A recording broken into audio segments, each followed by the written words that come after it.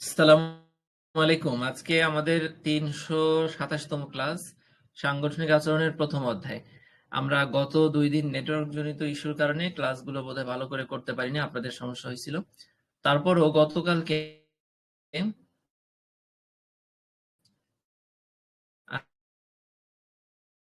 আমরা জাস্ট ৯:৩০টায় এই ৩ নম্বর প্রশ্নটা, যেটা আপনারা স্ক্রিনে দেখতে পাচ্ছেন, এটা কিন্তু নেটওয়ার্কের যে চলমান যে ইস্যুটা, সেটা আসলে অনেকভাবে চেষ্টা করে সমাধান করতে পারিনি। তো আশা করতেছি তারপরও কয়েকদিনের মধ্যে হয়তো বা এই মাসের মধ্যে হয়তো ইস্যুটা সলভ হবে। ঠিক আছে, এরকম হয় না, আমরা বেশ প্রায় ৩০০ ৩৫০ ক্লাস নিছি, এরকম হয় না। ঠিক আছে, তো এই প্রশ্নটা আমরা ৩ নম্বর প্রশ্নটা পড়া হয়েছে। আমি নতুন করে আর ৩ নম্বরে থাকবো না, আমি চলে যাচ্ছি ৪ নম্বরে, সাংগঠনিক আচরণ অধ্যয়নের গুরুত্ব। ঠিক আছে, এগুলো এখানে যতগুলো প্রশ্ন আমরা ক্লাসে পড়বো, প্রত্যেকটা প্রশ্নই কিন্তু ইম্পর্টেন্ট। কোনো প্রশ্ন মানে ইম্পর্টেন্ট না এমন কোনো প্রশ্ন কিন্তু আমরা পড়বো না, কারণ আমাদের কিন্তু এরকম সময় নেই।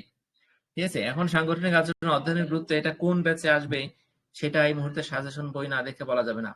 ১০ম ব্যাচের ভাই বোনদের জন্য সাজেশন বই আজকে প্রায় 50টা সাজেশন বই প্রিন্টিং এ দিছিলাম, সেটা নিয়ে আসলাম।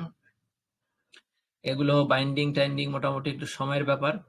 তো সব মিলে আশা করা যায় যে কালকে হয়তো সন্ধ্যার দিকে বেশ কিছু ভাই বোনকে সাজেশন বইটা পাঠিয়ে দিতে পারবো। আর যারা গাইড বই নিতে চাইছিলেন, হয়তো একটু একটু সময় লাগবে, হয়তো আরো একদিন লাগতে পারে তাদের গাইড বইটা ছাড়তে। যাই হোক, আমরা ৪ নম্বর প্রশ্নটা একটু পড়া শুরু করি। দেখেন, সাংগঠনিক আচরণ অধ্যয়নের গুরুত্ব। আপনি মৌলিক ব্যবস্থাপনা বা সাংগঠনিক আচরণ বা মানব সম্পদ বা বিজনেস কমিউনিকেশন, পরিসংখ্যান, এগুলো কিন্তু মৌলিক বিষয়। এগুলোকে যদি কঠিন মনে করেন বা মনে করেন অনেক চাপ নেন যে কিভাবে লিখবো অনেক প্রশ্ন, তাহলে কিন্তু আরো চাপ তো সামনে আছে। তা সব মিলে এগুলোকে আপনি বুঝবেন, পরীক্ষার হলে চলে যাবেন, বিসমিল্লাহ বলে আল্লাহর নাম নিয়ে, সৃষ্টিকর্তার নাম নিয়ে আপনি লেখা শুরু করবেন। যত খাতা ভরে লিখবেন তত মার্কস। একটা প্রশ্ন পারবেন না, তারপর ওটা লিখে আসবেন। ঠিক আছে, অনেকে আছে যে একদমই পড়াশোনা করে না, তারপর খাতা ভরে লিখে তাকে মোটামুটি ফেল করে নিয়ে পাস করে আসছে। কিন্তু আপনি যদি একটু বুঝে বুঝে একটু ভালো লিখতে পারেন, তাহলে তো কথাই নেই, আপনি ৩.৫ পেয়ে যাবেন। ঠিক আছে, তো একটু দেখেন, আমরা শুরু করি ৪ নম্বর প্রশ্নটা। সাংগঠনিক আচরণ অধ্যয়নের গুরুত্ব। সাংগঠনিক আচরণ বা অর্গানাইজেশনাল বিহেভিয়ার হলো বিশ্লেষণের একটি ক্ষেত্র। কি বলছে? কর্মসংস্থান সংক্রান্ত। এখানে যে কোনো সংগঠনই বিভিন্ন ক্রিয়াকলাপ হয়, তার মধ্যে বিভিন্ন সংগঠনে অনেক সময় কর্মসংস্থান বিষয়ে থাকে বা আর্থিক বিষয়ে থাকে। এই জন্য বলা হয়েছে যে সংস্থান সংক্রান্ত যে আচরণ, সেটা বিশ্লেষণের একটা ক্ষেত্র হলো সাংগঠনিক আচরণ, যা কর্মদক্ষতা বৃদ্ধি করে এবং প্রতিষ্ঠানের সফলতা নিশ্চিত করতে সহায়ক। এখন আমরা পড়বো, দেখেন, সাংগঠনিক আচরণটা ব্যবস্থাপনায় আছে, মনোবিজ্ঞানে আছে, সমাজ বিজ্ঞানে আছে এবং আচরণগত অর্থনীতি। হ্যাঁ, এই সব কিছুর সমন্বয় সাংগঠনিক আচরণ। এটা কি জাস্ট ব্যবসা বাণিজ্য? যদি তাই হয়, তাহলে ব্যবস্থাপনার বিষয় আছে। ব্যবস্থাপনা তো সব প্রতিষ্ঠানে আছে, ব্যবসা বাণিজ্য প্রতিষ্ঠান, স্কুল কলেজ, সব ধরনের প্রতিষ্ঠানে আছে। তার মানে সাংগঠনিক আচরণ যখন অধ্যয়ন করব তখন ব্যবস্থাপনার বিষয়গুলো আসবেই। পাশাপাশি যেহেতু আচরণের কথা আছে, মনোবিজ্ঞানের, যেহেতু মানুষ সংগঠনে কাজ করে, সংগঠনের একটা গুরুত্বপূর্ণ একক মানুষ, তাই সমাজ বিজ্ঞানের কথা আসবে। এরপরে যেহেতু এই সাংগঠনিক আচরণে মানুষের আচরণের সাথে জড়িত একটা অর্থনীতি একটা বিষয়। ঠিক আছে, এখন অর্থনীতির একটা অংশ হচ্ছে আচরণগত অর্থনীতি। এই জন্য আচরণগত অর্থনীতির বিষয় আসবে। তা আপনি এক ভূমিকায় একটা গুরুত্বপূর্ণ লাইন মনে রাখবেন যে সাংগঠনিক আচরণ ব্যবস্থাপনা, মনোবিজ্ঞান, সমাজবিজ্ঞান এবং আচরণগত অর্থনীতির সমন্বয়ে গঠিত। নিজে বানাই লিখে সুন্দর একটা ভূমিকা লিখবেন, স্যারের নজরে আবার সাথে সাথে স্যার আপনাকে ভালো মার্কস দেওয়ার জন্য প্রস্তুতি নিয়ে রাখবেন।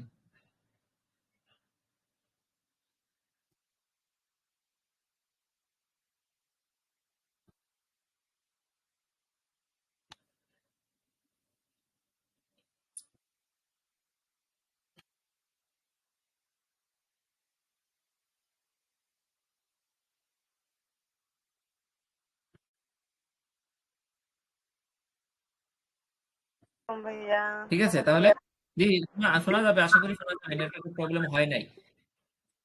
আমরা আজমাইন ভাই, আমরা থার্ড সেমিস্টারের পড়াশোনা হচ্ছে আমাদের 9:30টায়, মানে শনি সম্পদ 9:30টায়। আমরা আজকে ম্যানেজমেন্ট ইনফরমেশন সিস্টেম শুরু থেকে পড়বো, অবশ্যই থাকবেন।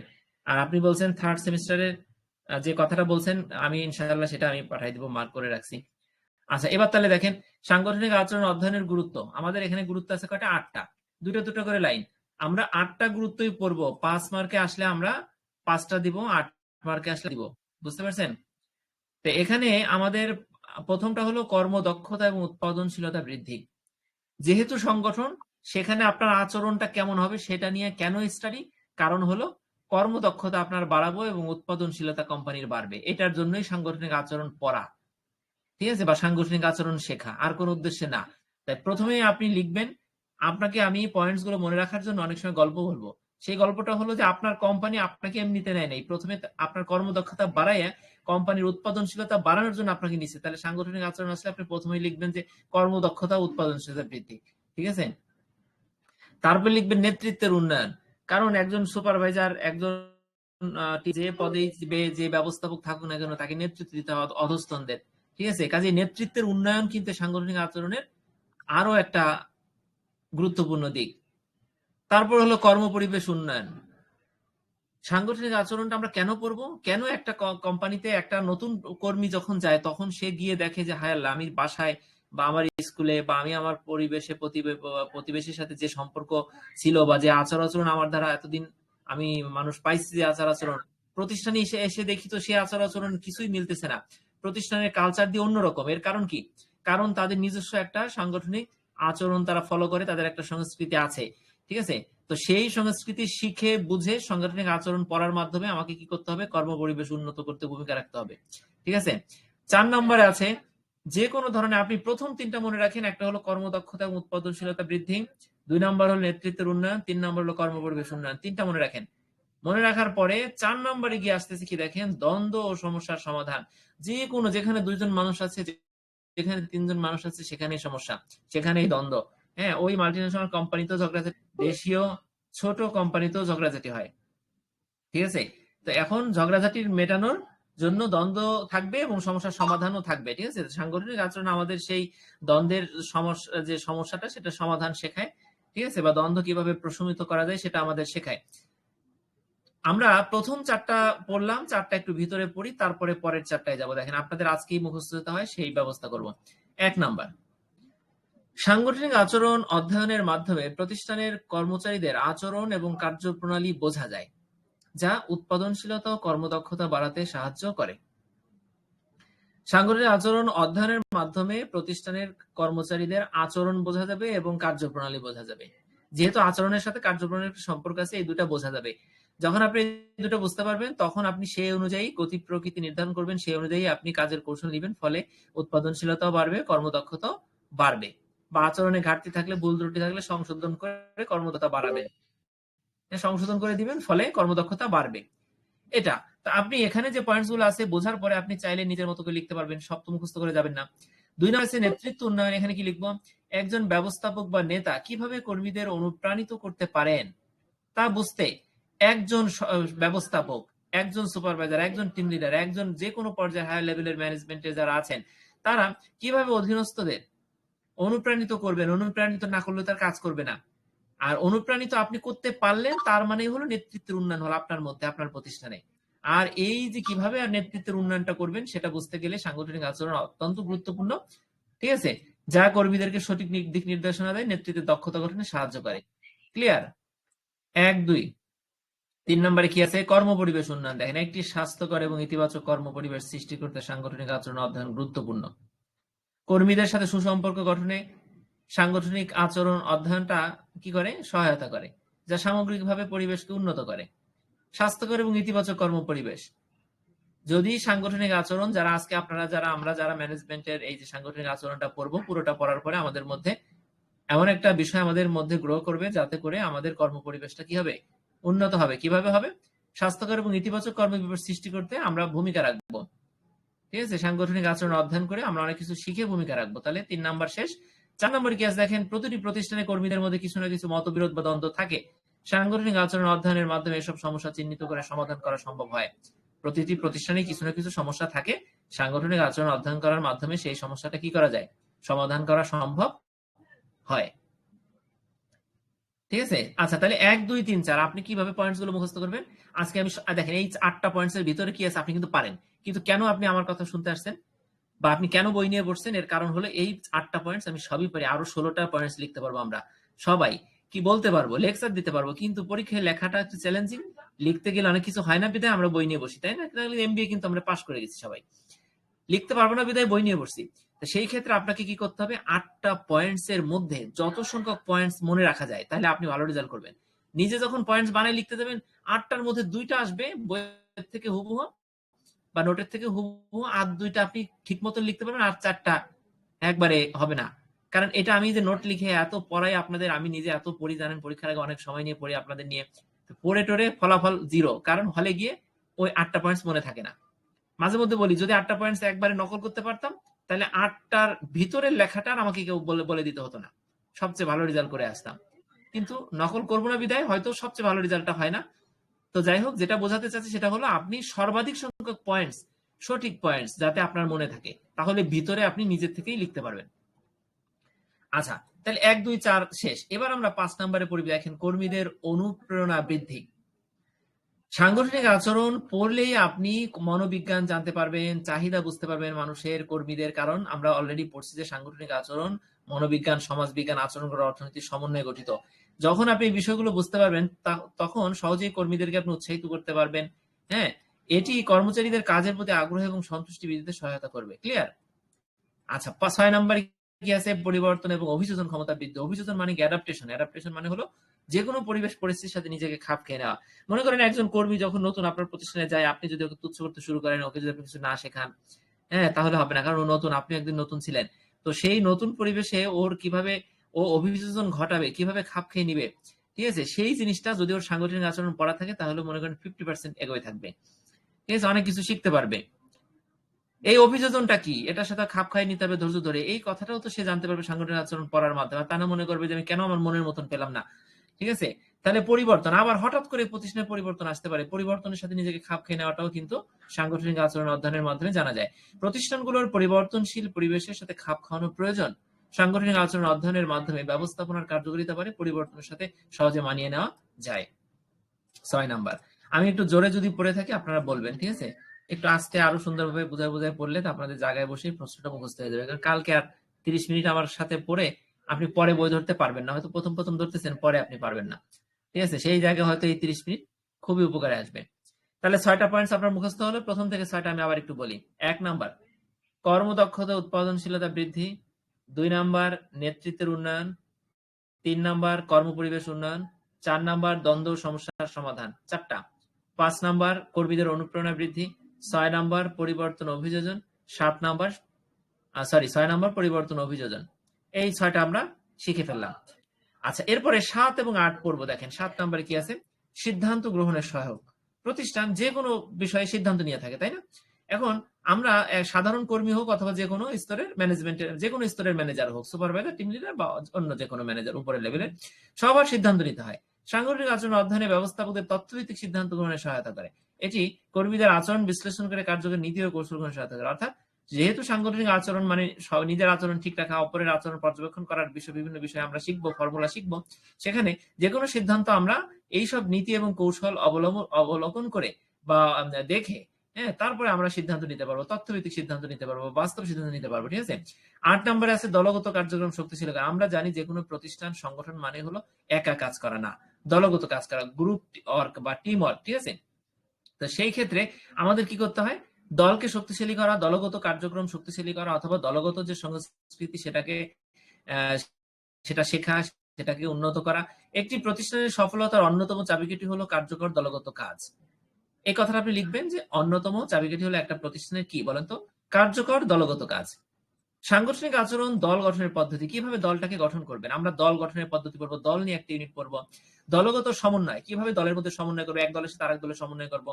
সদস্যদের মধ্যে পারস্পরিক বোঝাপড়া কিভাবে উন্নত করবো। এই সব বিষয় আমরা সাংগঠনিক আচরণ অধ্যয়নের মাধ্যমে শিখতে পারি, যা আমাদের দলগত কার্যক্রমকে কি করে?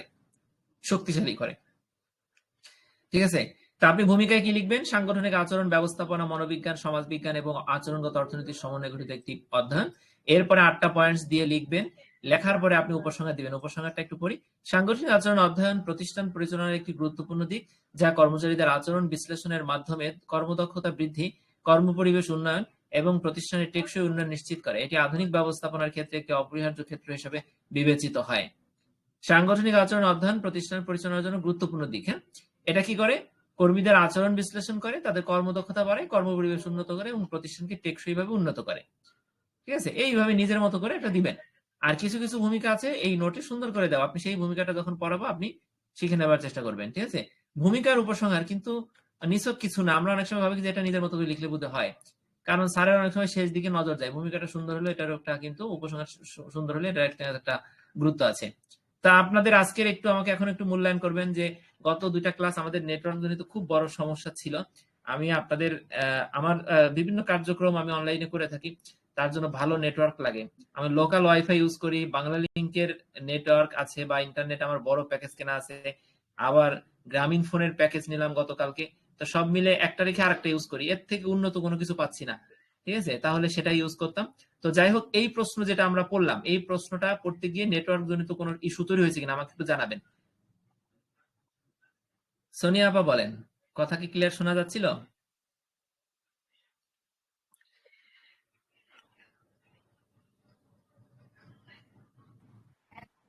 ভাইয়া আসসালামু আলাইকুম, আমি কিছু বলবো? জি, ওয়ালাইকুম আসসালাম। বলেন আপা, শোনা যাচ্ছিল কথা, এটা আগে বলেন। জি ভাইয়া, কথা শোনা যাচ্ছিল। ভাইয়া এই ভিডিওটা কি দিবেন? হ্যাঁ, এই ভিডিওটা দিব, প্লাস গতকালকে 9:30 যে ক্লাসটা নিছি ওটা বোধহয় লাস্টে গিয়ে একটু নেটওয়ার্ক সমস্যা হয়েছিল, ওই ভিডিওটা দিব। মানে আমি ভিডিওটা শোনার সময় পাইনি বিধায় দেইনি এটা। আজকে আমাকে এই যে মুন্নি আপা বললেন যে কালকের ভিডিওটা নাকি মোটামুটি 90 ভাগ শোনা গেছে, তা ওটাও দিব এটাও দিব। ঠিক আছে, তাহলে জি আমাদের ভাইয়া। সাংগঠনিক আচরণের 3টা ক্লাসের ভিডিও কিন্তু দেওয়া হবে। আপনারা জি, একটা ভিডিও ধারাবাহিকতা মনে মেলাবেন হয় পাই ভিডিওটা দেখে। নাই। একটা ভিডিও হ্যাঁ, মনে হয় ভিডিও ছিল। একটা দিছি। জি সাংগঠনিক আচরণে হ্যাঁ একটা ছিল না, ওটা তো যেটা ছিল না ওটা তো আমরা পরে কালকে করলাম ক্লাস। তো মোটামুটি আজকে পর্যন্ত 3টা ভিডিও হবে, একটা দেওয়া আছে, 2টা দিব। 3টা ভিডিও দেখে আপনারা এই ক্লাসটা ধারাবাহিকতা বজায় রাখবেন। ঠিক আছে। জি, আচ্ছা ভাইয়া। কিন্তু ভাই আজকের ভিডিওটা খুব সুন্দর হয়েছে, ক্লিয়ার, কোনো সমস্যা প্রবলেম হয় নাই।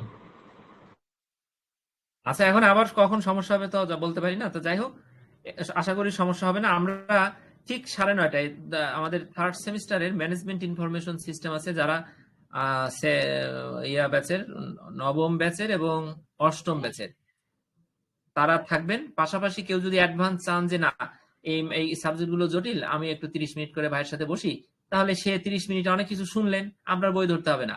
তো চাইলে তারাও থাকবেন। Management information system, advance accounting, এগুলো তো একটু জটিল সাবজেক্ট। ঠিক আছে। আচ্ছা, তারপরে আমরা গতকালকে প্রথম শুরু করছিলাম সেকেন্ড সেমিস্টারে অ্যাডভান্স অ্যাকাউন্টিং। ওটা বোধহয় ক্লাসটা কেমন হয়েছে কালকে যারা ছিলেন তারা বলতে পারবেন। ভালো না হলে ওটা আমরা আবার নিব। তো একটা প্রশ্ন হলো, আরো 10 মিনিটে আমি আরো একটা প্রশ্ন করব। পাশাপাশি আপনাদের পড়াশোনা সংক্রান্ত যদি কোনো প্রশ্ন থাকে, যেহেতু অলরেডি অনেকগুলো বছর শেষ করে ফেলছে আপনাদের সাথে, বা এই নিয়ে একটু বেশি স্টাডি করি, ঘাটাঘাটি করি, আপনারা আমাকে প্রশ্ন করতে পারেন ক্লাসে পড়ার ফাঁকে ফাঁকে, অথবা যে কোনো ভাবে মেসেজ দিতে পারেন। তো দেখেন, 5 নম্বর প্রশ্নটা আমরা পড়ব। এটা কিন্তু মোটামুটি বড়। আমি আপনাদের সাথে আলোচনা করে 5 নম্বরটা স্কিপ করে আমি যদি ছোট্ট একটা প্রশ্নে যাই কেমন হয় বলেন তো? কিন্তু তানজির ভাইকে দায়িত্ব দেওয়া ছিল যে আপনি ফার্স্ট সেমিস্টার ক্লাসের টোটাল আমি আজকে কি কি পড়াইলাম, আমাদের 1 2 3 4টা প্রশ্ন পড়ানো হয়েছে না? এই 4টা প্রশ্ন আপনি মনে রাখবেন যে 1 2 3 4 পড়ানোর পরে 5 নাম্বারটা বাদ দিয়ে, 6 নাম্বারটা বাদ দিয়ে আপনি 7 নাম্বারে চলে গেছিলেন। এই কথাটা শুধু মনে রাখবেন, কারণ পরের দিন কিন্তু মনে থাকবে না। ঠিক আছে, এটা আপনার দায়িত্ব, আপনি আমাকে বলে দিবেন। তা আমি জি 7-এ ভাই। চলে আসছি, 2টা বাদ দিয়ে। এই দুটা কালকে শুরু থেকে শুরু করবো আশা করি, 30 মিনিটে। কালকে না, নেক্সট ইয়াবারে ক্লাস যেদিন আছে আমাদের। এই 2টা প্রশ্ন আমরা একটু এখন পড়বো। দেখেন, আপনার যদি এই দুইটা ছোট ছোট্ট ছোট 2টা প্রশ্ন যদি জানা থাকে, তাহলে সাংগঠনিক আচরণের যে 1 নাম্বার অধ্যায়ের যে প্রশ্নটা হবে আপনি লিখবেন, সেখানে আপনার ছোট্ট প্রশ্নের জন্য আটকে যেতে হবে না। প্রক্রিয়াটা কি এবং সাংগঠনিক আচরণ কি, আমরা সাংগঠনিক আচরণ, অর্গানাইজেশনাল বিহেভিয়ার অধ্যায়টা তো পড়তেছি বা বইটা পড়তেছি, এটা কি, এটা পড়বো সংজ্ঞাটা, এবং প্রক্রিয়া কাকে বলে এটা পড়বো। দেখেন, দুইটা কিন্তু 2 লেভেলের সংজ্ঞা, আমি একসাথে জুড়ে দিছি, একসাথে আসবে তা কিন্তু না, আলাদা আলাদা ভাবে 3 মার্ক আসতে পারে, অথবা বড় প্রশ্নের সাথে আসতে পারে। প্রথমেই পড়ি সাংগঠনিক, প্রথমেই পড়ি প্রক্রিয়াটা কি। দেখেন প্রক্রিয়া মানে কি, সিস্টেমেটিক ওয়ে, একটা সিস্টেম, ঠিক না, একটার পর একটা যেটা আসে। যেমন আজকে আমরা ক্লাস নিলাম, আবার আমরা আগামী বুধবারের দিন, আজকে সোমবার না, বুধবারের দিন আবার ক্লাস নিব, শুক্র শনি বন্ধ, শুক্রবার বন্ধ, আবার শনিবারে নিব। এটা হলো কি একটা ধারাবাহিকতা, এটা একটা সিস্টেম, এটা একটা প্রক্রিয়া। আবার সকালে ঘুম থেকে উঠি, দুপুরে অফিসে যাই, সকালে অফিসে যাই, দুপুরে বাসায় ফিরি, এটা একটা প্রক্রিয়া। তাই প্রক্রিয়া যখন আসবে বা কোনো প্রশ্নের যখন প্রক্রিয়ার কথা বলবে, তখন পয়েন্টস গুলো কিন্তু কি করতে হবে, ধারাবাহিকভাবে, মানে এলোমেলো করে দেওয়া যাবে না। এটা আপনাদের বলছি। এখন প্রক্রিয়া কাকে বলে আমরা পড়ি। দেখেন, কোন নির্দিষ্ট উদ্দেশ্য পূরণের জন্য একের পর এক ধারাবাহিক ও সুশৃঙ্খল ধাপে, আবার পড়ি, কোন নির্দিষ্ট উদ্দেশ্য পূরণের জন্য এতটুক একের পর এক ধারাবাহিক ও সুশৃঙ্খল ধাপে সম্পাদিত, এই তিনটা টার্ম যা বললাম বলবেন, বলার পরে বলবেন যে সম্পাদিত কার্যক্রমের একটি বিন্যাস বলবেন না, পদ্ধতিগত বিন্যাস বলবেন। তাহলে প্রক্রিয়া কাকে বলে, প্রথম বাক্যে শেষ। যদি সহজভাবে বলি, প্রক্রিয়া হলো এক ধাপ থেকে পরের ধাপে অগ্রসর হয়ে একটি নির্দিষ্ট ফলাফল অর্জনের নিয়মিত পদ্ধতি। বলেন, বাক্যটা যখন আপনি বুঝলেন, যদি একটু বারবার পড়েন, যা আছে তাই তো লিখতে পারবেন, ঠিক না? এরপরে আমরা সাংগঠনিক আচরণ কাকে বলে পড়ি। দেখেন, সাংগঠনিক আচরণ হলো কোনো প্রতিষ্ঠানের মধ্যে ব্যক্তি, দল এবং প্রতিষ্ঠানের, আবার পড়ি, সাংগঠনিক আচরণ হলো কোনো প্রতিষ্ঠানের মধ্যে ব্যক্তি, দল এবং প্রতিষ্ঠানের সামগ্রিক আচরণ, মনোভাব ও কার্যক্রম কিভাবে পরিচালিত হয়। এখানেও তিনটা জিনিস আছে, এখানেও তিনটা জিনিস আছে, কিভাবে পরিচালিত হয় এবং একে অপরকে কিভাবে প্রভাবিত করে তা নিয়ে অধ্যয়ন। তাহলে সাংগঠনিক আচরণটা কি, ব্যক্তি, দল এবং প্রতিষ্ঠানের সামগ্রিক আচরণ, মনোভাব ও কার্যক্রম কিভাবে পরিচালিত হবে এবং কিভাবে একে অপরকে প্রভাবিত করবেন। কারণ সংগঠন মানে হলো একজন আরেকজনকে প্রভাবিত করা। ভাই কাজটা করো, প্রভাবিত করলেন, তাহলে করবে। সহজভাবে বলা যায়, একটি প্রতিষ্ঠানের মানুষের আচরণ এবং সেই আচরণের প্রভাব।